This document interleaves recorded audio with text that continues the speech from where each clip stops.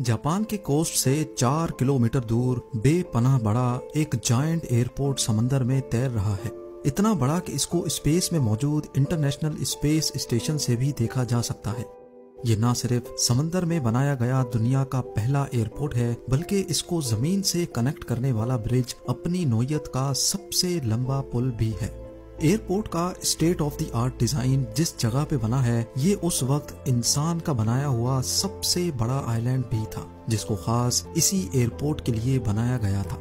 20 अरब dollar यानी करीब 1650 अरब रुपयों की लागत से तैयार किया गया है। तो ये पूरा प्रोजेक्ट एक इंजीनियरिंग मास्टरपीस। लेकिन कंस्ट्रक्शन के वक्त इसमें ऐसी क्या कमी छोड़ी गई थी कि ये दिन ब दिन समंदर में धंसकर डूबता जा रहा है।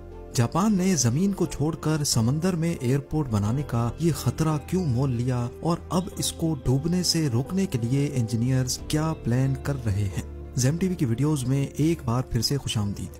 नाजरीन, जब बात हो रही हो फ्यूचर टेक्नोलॉजी और हैरान करने वाले स्ट्रक्चर्स की, तो जापान का नाम ना लिया जाए ऐसा भला कैसे मुमकिन है।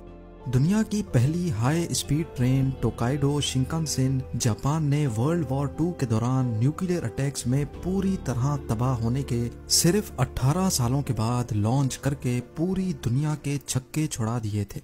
बाकी दुनिया सिर्फ गाड़ियों के शॉक एब्जॉर्बर के बारे में बात करती है, लेकिन जापान वो वाहिद मुल्क है जहां अर्थक्वेक से बचने के लिए स्काई स्क्रैपर्स के नीचे भी शॉक एब्जॉर्बर्स लगाना लाजमी होता है। पर ऐसा भी नहीं है कि जापान का हर तीर हमेशा सही निशाने पे लगा हो। इंजीनियरिंग प्रोजेक्ट फेल भी होते हैं और इनमें गलतियां भी होती हैं, और ऐसी ही कुछ गलतियां जापान के कांसाई इंटरनेशनल एयरपोर्ट को बनाते वक्त हुई थी। जापान के कांसाई रीजन में बना ये एयरपोर्ट वैसे तो ओसाका सिटी, कोबे और क्योटो से बहुत करीब है, जहां ऑलरेडी 3 एयरपोर्ट्स सिर्फ 50 किलोमीटर के रेडियस के अंदर अंदर मौजूद हैं।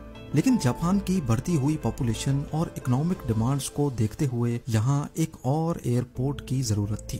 अब मसला ये था कि जो एयरपोर्ट्स ऑलरेडी यहाँ मौजूद थे, उनके चारों तरफ आबादी ही आबादी है।